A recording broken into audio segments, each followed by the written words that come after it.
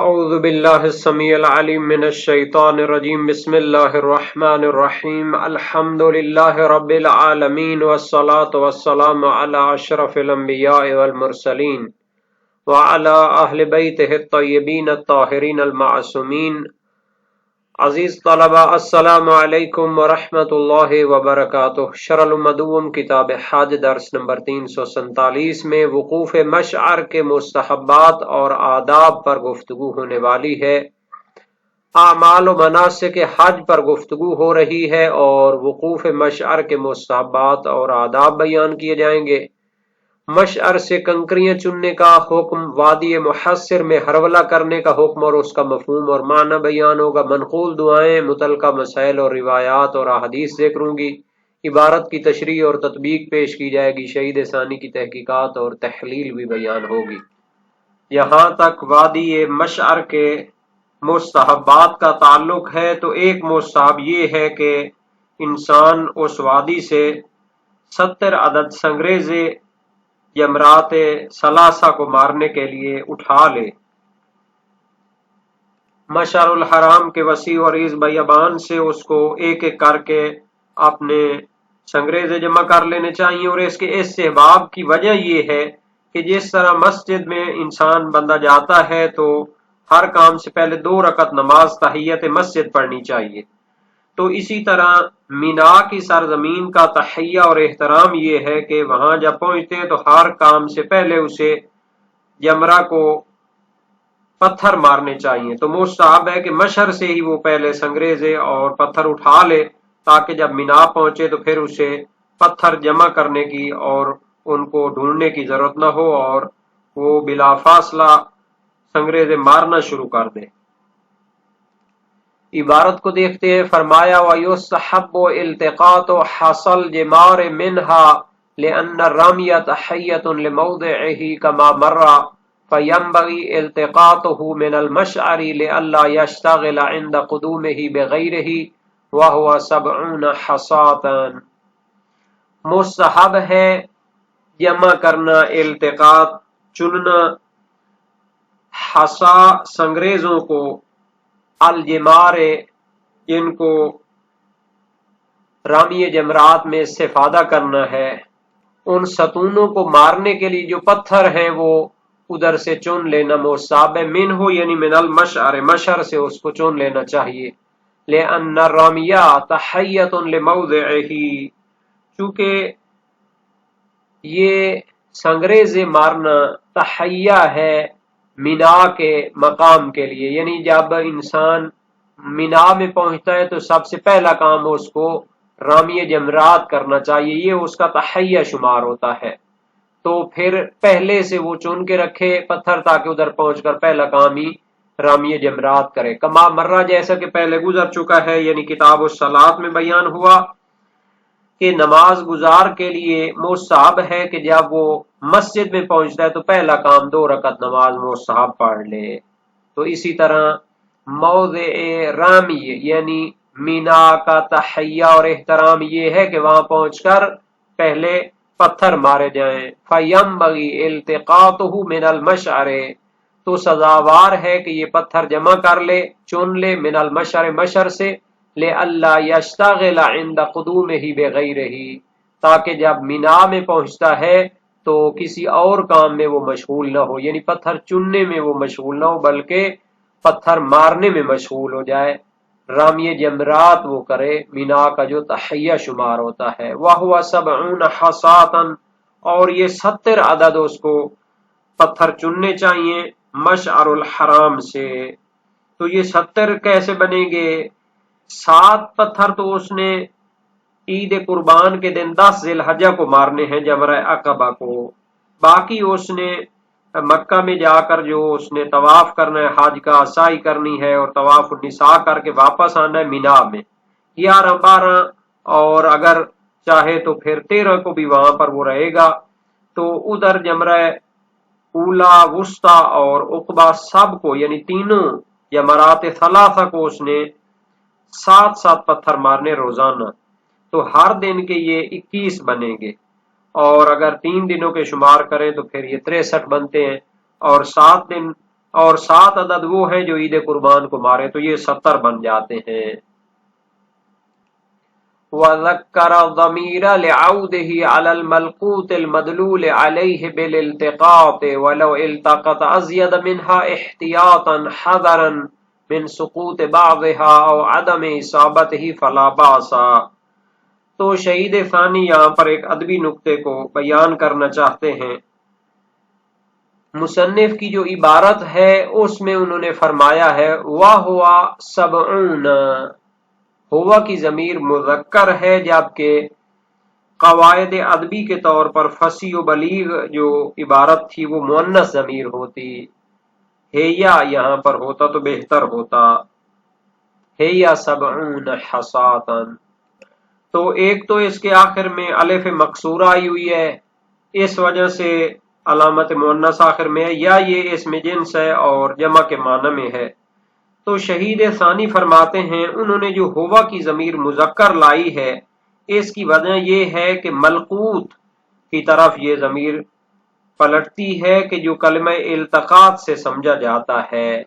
انہوں نے عبارت میں کہا تھا یستحب التقاط حصل جمار من ہو، جمرات کو مارنے والے پتھر چننا مستحب ہے۔ وَهُوَ 70 یعنی هو الملقوت، وہ چنے ہوئے پتھر جو ہیں وہ 70 ہونے چاہیے۔ ذکر ضمیر، انہوں نے ضمیر ہوا مذکر لائی ہے لعودہ علی الملقوت، چونکہ یہ پلٹتی ہے ملقوت کی طرف، چنے ہوئے پتھر کی طرف، المدلول علیہ بالالتقاط، جس پر دلالت ہوتی ہے لفظ التقاط کے۔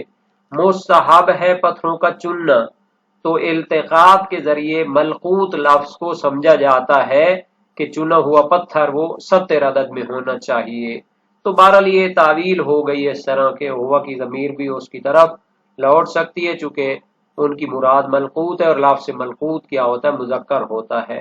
وَلَوْ الْتَقَطَ أَزْيَدَ مِنْهَا احتیاطاً، اگر وہ احتیاط کی خاطر 70 سے زیادہ پتھر چنتا ہے، حذرا من سقوط بعضها، اس چیز سے ڈرتے ہوئے کہ ہو سکتا ہے راستے میں بعض گر جائیں، اور عدم اصابتها، یا بعض وہ اس جمرہ کو نہ لگیں، تو پھر اس کو تعداد کو تو پورا کرنا چاہیے۔ فلا باسا، تو زیادہ چون لیتا ہے تاکہ وہ بعد میں کام آ جائیں۔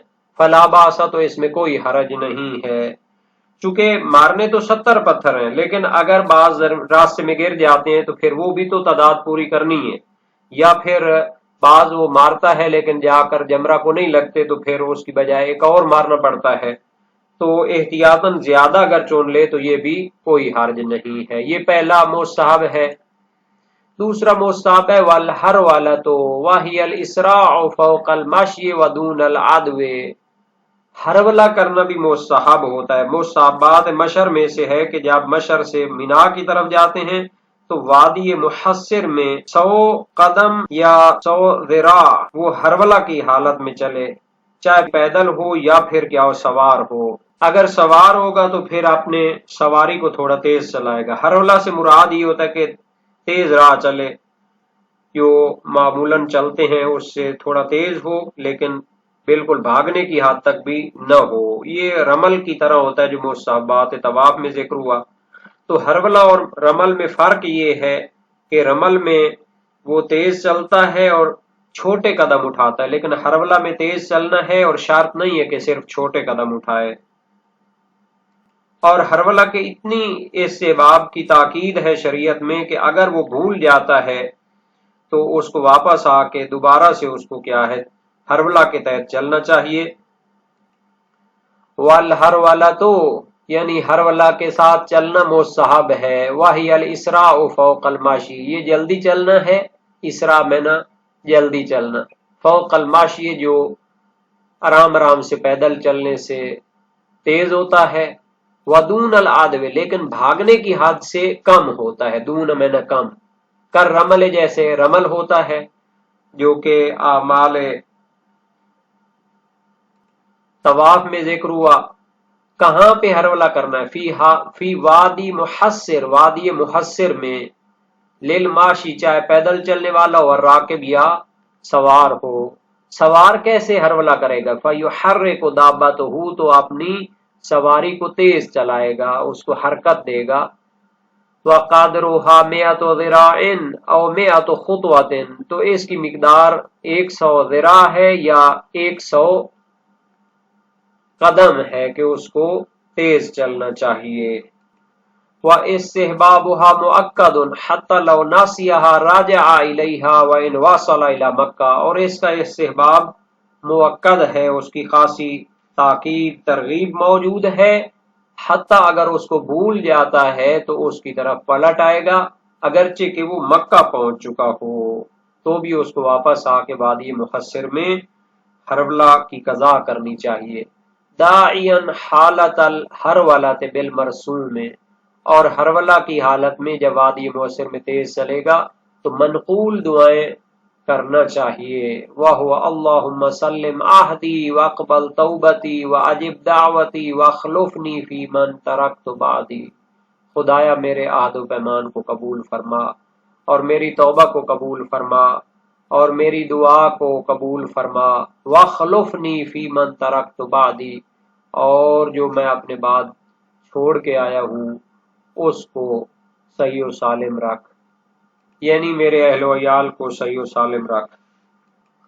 یہاں تک اس پہلے مستحب کا تعلق ہے کہ اس کو مشعر سے 70 عدد کنکریاں چن لینی چاہیے، تو اس میں کوئی اختلاف نہیں، تمام فقہاء شیعہ اس کے استحباب اور اس کے راجح ہونے کے قائل، روایات بھی اس پر دلالت کرتی ہیں۔ صحیح معاویہ بن عمار خذ حصا الجمار من جمع وَإِنْ أَخَذْتَهُ مِنْ رَحْلِكَ بِمِنَا أَجْزَعَكَ، کہ جمرات کو مارنے والے پتھر جمع یعنی مشر سے لے لینے چاہیے، اور اگر مینا سے بھی لیں تو کافی ہیں۔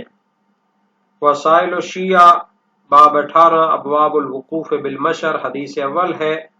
سید المدارک عاملی نے فرمایا والسبعون حصات ہی الواجب ولو التقط ازید منها احتیاطا حذرا من سقوط بعضها لا باسا، 70 کو چننا تو وہ واجب کی مقدار ہے، اگر احتیاطاً زیادہ لیے جائیں تو کوئی حرج نہیں، کیونکہ ڈر ہوتا ہے کہ بعض راستے میں گر جائیں یا صحیح نہ لگیں تو پھر ان کو ادا کرنا پڑتا ہے۔ اور وادی محصر میں حرولہ کرنا اور تیز چلنا یہ بھی مستحب ہے، اس میں کوئی اختلاف نہیں، تمام فقہاء شیعہ قائل ہیں، روایات بھی اس پر دلالت کرتی ہیں۔ صحیح معاویہ بن عمار جلیل القدر سے کراوی امام صادق علیہ السلام سے ہے، اذا مررت بوادی محصر وهو واد عظیم بین جمعہ و منا وهو الى منا اقرب فاسع فیہ حتی تجاوزہ، فإن رسول اللہ صلی اللہ علیہ وآلہ وسلم حرک ناقته فیہ وقال اللہم سلم عہدی واقبل توبتی واجب دعوتی واخلفنی بخیر فی من ترکت بعدی۔ وسائل الشیعہ باب 13 ابواب الوقوف بالمشر، حدیث اول ہے۔ جب تم وادی محصر سے گزرو جو کہ مشر اور مینا کے درمیان وادی عظیم ہے اور مینا کے زیادہ قریب ہے، تو جلدی چلو یہاں تک کہ اس سے گزر جاؤ۔ نبی اکرم نے اس میں اپنی ناقہ کو حرکت دی، تیز چلایا، اور یہ دعا بھی نبی اکرم نے پڑھی تھی، خدایا میرے عہد و پیمان کو قبول فرما۔ تو اس میں دو احتمال ہیں، یا تو ایمان ہے عہد و پیمان سے مراد کے عالم عہد میں یا میثاق میں اللہ تعالیٰ کے ساتھ جو عہد و پیمان ایمان کا باندھا گیا تھا، اس کو عالم ذر سے بھی تعبیر کرتے ہیں، اور بعض روایات میں ہے ذکر العہد وناسی الموقف، انسان کو وہ جو فطرت میں ایمان کا درس ہے وہ یاد ہے، لیکن وہ کہاں پہ یہ کلاس ہوئی ہے یہ یاد نہیں ہے، تو یہ فطرت کے اندر کی ایک آواز ہے، اس طرح اور بھی بعض چیزیں انسان کی فطرت میں ہیں۔ اور دوسرا مراد یہ ہو سکتا ہے کہ خانہ خدا اللہ تعالیٰ کے گھر کی حج کے لیے آنے کا عہد و پیمان پورا ہوا، تو یہ بھی جب انسان حج ادا کرتا ہے تو اس کو نبی اکرم صلی اللہ علیہ وآلہ وسلم کی تعلیم کی پیروی کی کرتے ہوئے یہ دعا پڑھنی چاہیے۔ اور صحیح محمد بن اسماعیل جلیل القدر سے راوی امام ابو الحسن علیہ السلام سے روایت کی الحرکت فی وادی محسر میں خطوہ، یہ بھی اسی باب میں ہے کہ وادی محسر میں تیز چلنا 100 قدم کی حد تک ہے۔ عمر بن یزید کی روایت ہے الرمل فی وادی محسر قادرو میں ذرا، کہ رمل یا تیز چلنا جو ہے وہ وادی محسر میں 100 ذراع کی حد تک ہے۔ تو روایات سے یہ سمجھا جاتا ہے کہ جو سعی مستحب ہے مشی کے دوران، تو اگر پیدل ہو تو خود تیز چلے، اور اگر سوار ہو تو اپنی سواری کو تھوڑا تیز چلائے۔ اور اس کے استحباب کی تاکید ہے کہ اگر بھول جائے تو واپس آ کے اس کو انجام دینا چاہیے۔ صحیح حفص بن بختری وغیرہ یعنی اور بھی بعض جلیل القدر راوی، اور یہ بھی جلیل القدر راوی امام صادق علیہ السلام سے روایت کی انه قال لبعض ولده هل سعيت في وادي محسر قال لا فامره ان يرجع حتى يسعى قال له ابنه لا اعرفه قال له سل الناس وسائل شیعہ باب 14 باب الوقوف بالمشعر میں ہے۔ آپ نے اپنے بعض اولاد سے فرمایا کہ وادی محسر میں آپ نے سعی کی ہے یعنی تیز چلے ہو؟ تو اس نے عرض کی نہیں مولا۔ تو آپ نے حکم دیا واپس جا کر وہ انجام دو۔ تو اس نے عرض کی میں تو اس کو نہیں جانتا۔ فرمایا لوگوں سے پوچھو، اس کی بڑی تاکید ہے۔ اگرچہ مکہ پہنچ چکا ہو تب بھی لوٹ کر اس کی قضا کرنی چاہیے۔ تو مرسل حجال ہے جلیل القدر سے کا راوی تھے، لیکن روایت کی سند میں دیگر ارسال پایا جاتا ہے۔ امام صادق علیہ السلام سے مر رجل بوادی محسر فامر ابو عبداللہ علیہ السلام بعد الانصراف الى مکہ ان یرجع فیسعى، کہ ایک شخص وادی محسر سے گزر کر آ چکا تھا تو امام نے اس کو حکم دیا کہ مکہ سے پلٹ کر جائے اور اس کو انجام دے۔ اور یہ جو دعا پڑھنے کا اس سے باب ہے، اس کی سند صحیح معاویہ بن عمار ہے، اور اس میں وَخْلُفْنِي بِخَيْرٍ ہے۔ بے خیرن کا لفظ شہید ثانی نے یہاں پہ حذف کر دیا ہے یا ان سے ساوے قلم ہوا ہے۔